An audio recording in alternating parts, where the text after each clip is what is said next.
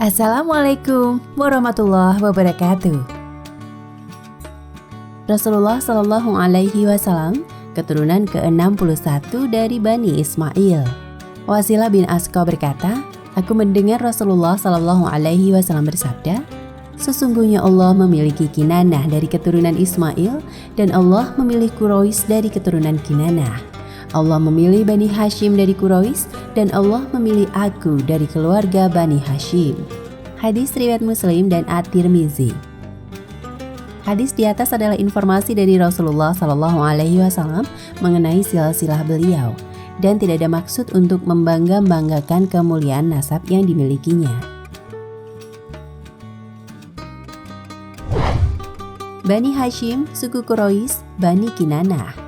Rasulullah Shallallahu Alaihi Wasallam berasal dari Bani Hashim yang bertanggung jawab dalam pemeliharaan Ka'bah.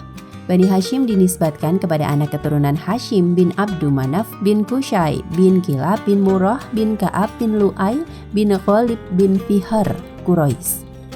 Rasulullah Shallallahu Alaihi Wasallam sendiri adalah cicit dari Hashim bin Abdu Manaf dengan nasab Muhammad Rasulullah bin Abdullah bin Abdul Muttalib bin Hashim. Keluarga Bani Hashim merupakan bagian dari suku Quraisy yang merupakan anak keturunan Fihr Quraisy bin Malik bin An-Nadhar bin Kinanah. Sementara suku Quraisy merupakan pecahan dari Bani Kinanah yang berasal dari Kinanah bin Khuzaimah bin Mudrikah bin Ilyas bin Mudhar bin Nizar bin Ma'ad bin Adnan. Sebagian besar bangsa Arab termasuk Bani Kinanah hanya mengetahui leluhur mereka sampai kepada Adnan. Umar bin Khattab pernah berkata, kami mengetahui daftar nenek moyang hanya sampai kepada Adnan. Bahkan Ibnu Abbas pernah menyatakan, antara Adnan dan Ismail ada 30 generasi yang tidak diketahui.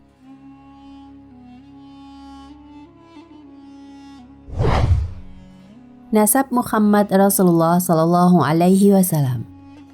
Melalui penelitian yang panjang, akhir-akhir ini diperoleh data mutakhir mengenai leluhur Rasulullah yang dimulai dari Adnan sampai kepada Nabi Ibrahim, yaitu Adnan bin Ad bin Humaisi bin Salaman bin Awas bin Bus bin Kamwal bin Obay bin Awam bin Nasid bin Hazza bin Bildas bin Yadlaf bin Tabikh bin Jahim bin Nahis bin Mahi bin Aid bin Abekar bin Ubaid bin Adda'a bin Hamdan bin Sambir bin Yatrobi bin Yahzin bin Yalhan bin Arami bin Aid bin Desan bin Aisar bin Afnat bin Aiham bin Moksar bin Nahis bin Zarih bin Sami bin Wazi bin Auda bin Aram bin Qaidar bin Nabi Ismail bin Nabi Ibrahim.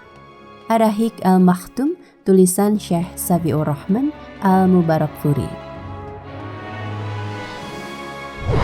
Pendapat pendukung, Bible Kejadian 25, 12-15 mencatat anak-anak Ismail berdasarkan urutan kelahiran, yaitu Nebayot, anak sulung Ismail, Kedar, Abdel, Mibsam, Mishma, Duma, Masa, Hadad, Tema, Yetur, Nafis, dan Kedma. Nabi Muhammad Shallallahu Alaihi Wasallam terlahir dari keturunan Qaidar atau Kedar bin Ismail. Didukung pendapat beberapa ahli Bible, antara lain 1. The Davis Dictionary of the Bible 1980, sponsored by the Board of Christian Education of the Presbyterian Church in the USA. Menulis pada artikel Kedar sebagai berikut, A tribe descendant from Ismail, Gen 2513, the people of Kedar were Plinius Kedrai, and from their tribe Muhammad ultimately arose. Suatu suku keturunan Ismail, Kejadian 2513, masyarakat keturunan Kedar adalah orang Pliny Cedrai dan dari suku mereka itulah lalu Muhammad dilahirkan dengan secara terhormat.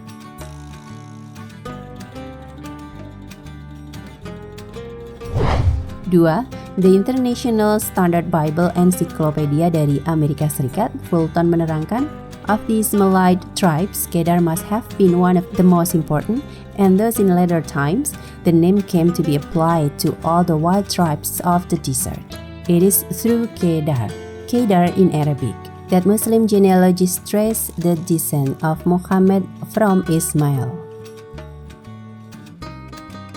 3. Smith's Bible Dictionary ikut menjelaskan, Kedar, black, second son of Ismail, Gen 2513, Muhammad traces his lineage to Abraham through the celebrated Quraysh tribe, which sprang from Kedar.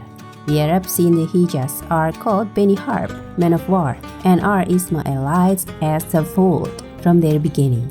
Pelgrim says their language is as pure now as when the Quran was written, AD 610, having remained unchanged more than 1,200 years, a fine proof of permanency of Eastern institutions. Tidak ada keraguan bahwa Muhammad SAW adalah keturunan langsung dari Ismail dan bukti ini tidak dapat dibantah sebagaimana bukti-bukti yang meyakinkan di bawah ini. 1. Keturunan Quraisy adalah suku dari Muhammad SAW. Mereka percaya dan meyakini sebagai keturunan Ismail. Jika pengakuan ini salah, maka keturunan asli Nabi Ismail akan mengajukan keberatan. Namun tidak ada kaum lain yang pernah menyatakan demikian. Dan tidak ada satu keberatan pun yang pernah muncul. 2. Di dalam Kejadian 17, 20 hingga 21, Allah menjanjikan untuk memberkati anak cucu Nabi Ismail dan akan menjadikan suatu bangsa yang besar. Jika orang-orang Arab bukan dari keturunannya, di manakah bangsa yang besar itu? 3. Menurut Kejadian 25, 18, keturunan Nabi Ismail bertempat tinggal di Hafilah sampai Sur yang berlawanan arah dengan Mesir. Dari petikan ini menandakan kepada bagian luar Jazirah Arabia. Bahkan Paulus mengakui bahwa Hajar mempunyai hubungan dengan bangsa Arab. Sekarang Hajar adalah nama Bukit Sinai di Arab. Galatia 4:25, nubuat kenabian. Pembuktian bahwa Muhammad Rasulullah SAW sebagai keturunan Qaidar atau Kedar bin Nabi Ismail menjadi penting. Dikarenakan di dalam beberapa ayat Bible ada nubuat tentang bakal munculnya seorang nabi dari kalangan keturunan Qaidar atau Kedar. Di antaranya, 1. Bahwasanya Nabi Muhammad akan hijrah dari Mekah dan disambut penduduk kota yang didatanginya, Madinah. Yesaya 21, 13, 17. Ucapan ilahi terhadap Arabia. Dibelukar di Arabia, kamu akan bermalam. Hai kafilah-kafilah orang Dedan. Hai penduduk tanah Tema, keluarlah, bawalah air kepada orang yang haus, pergilah, sambutlah orang pelarian dengan roti, sebab mereka melarikan diri terhadap pedang. Ya, terhadap pedang yang terhunus, terhadap busur yang lentur, dan terhadap kehebatan peperangan. Sebab beginilah firman Tuhan kepadaku. Tahun lagi menurut masa kerja prajurit upahan, maka segala kemuliaan Kedar akan habis, dan dari pemanah-pemanah yang gagah perkasa dari Bani Kedar akan tinggal sejumlah kecil saja, sebab Tuhan, Allah Israel telah mengatakannya. Dedan adalah di Arabia bagian utara, negeri yang dekat dengan kota Madinah. Tema adalah anak Ismail yang menghuni di utara kota Mekah. Kedar adalah anak Ismail.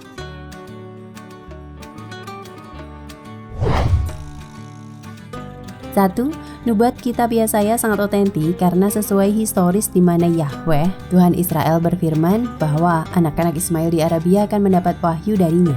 Wahyu yang diterima Yesaya memerintahkan kepada orang-orang Tema supaya menghidangkan makanan dan minuman kepada orang-orang yang lari dari pedang.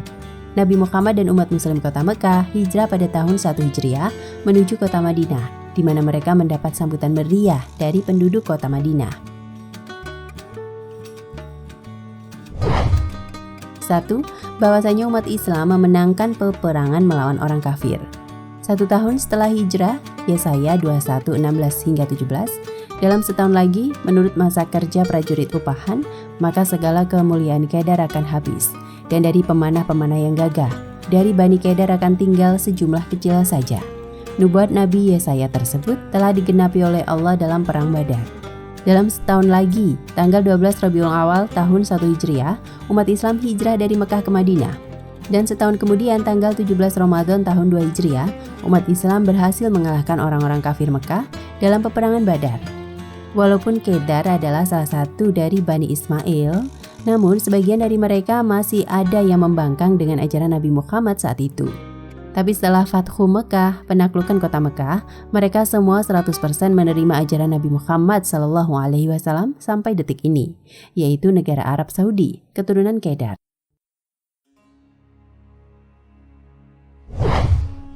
1. Bahwasanya Bani Ismail akan menyanyikan nyanyian baru bagi Tuhan. Yesaya 42, 10 hingga 12. Nyanyikanlah nyanyian baru bagi Tuhan dan pujilah Dia dari ujung bumi. Baiklah, laut bergemuruh serta segala isinya dan pulau-pulau dengan segala penduduknya. Baiklah, padang gunung menyaringkan suara dengan kota-kotanya dan dengan desa-desa yang didiami Kedar. Baiklah, bersorak-sorai penduduk Bukit Batu. Baiklah, mereka berseru-seru dari puncak gunung-gunung. Mereka memberi penghormatan kepada Tuhan dan memberitakan pujian yang kepadanya di pulau-pulau.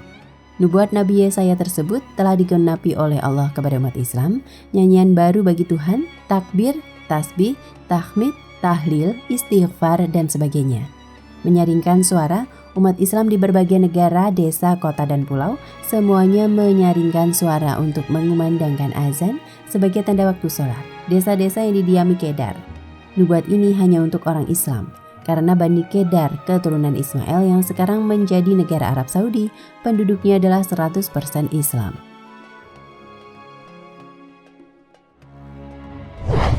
Dua, bahwasanya akan pindahnya Bait Allah dari Yerusalem ke kota Mekah.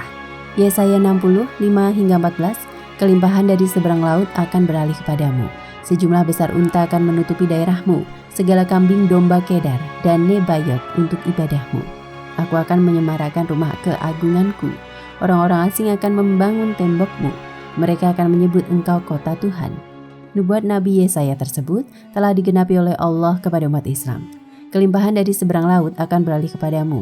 Umat Islam dari seberang lautan manapun telah mengunjungi Bait Allah di Mekah dan tidak lagi di Yerusalem, segala kambing atau domba. Untuk ibadahmu, umat Islam mensucikan Bait Allah di Mekah dengan berkurban kambing, dengan menyemarakkan rumah keagunganku. Umat Islam dari seluruh dunia menyemarakkan Bait Allah di Mekah setiap musim haji dan juga setiap harinya untuk ibadah umroh atau ibadah rutinitas. Orang-orang asing akan membangun tembokmu, bukan lagi orang Israel yang membangun tembok Bait Allah, tapi orang yang dianggap asing oleh Israel, yaitu orang-orang keturunan Ismail, orang Arab atau Kedar. Kota Tuhan, itulah Mekah, telah menjadi kota Allah, bukan lagi di Yerusalem.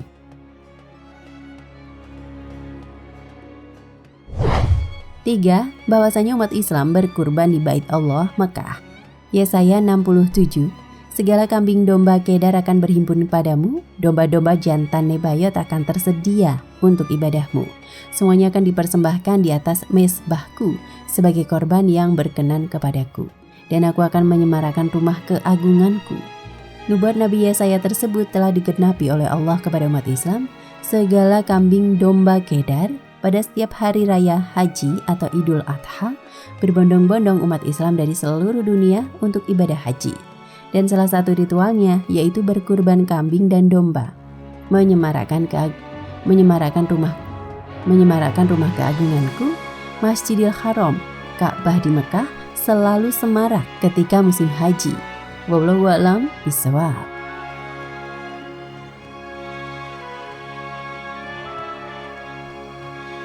Nah, pemirsa Ensiklopedia Al-Fatih, sampai di sini perjumpaan kita kali ini. Semoga menginspirasi.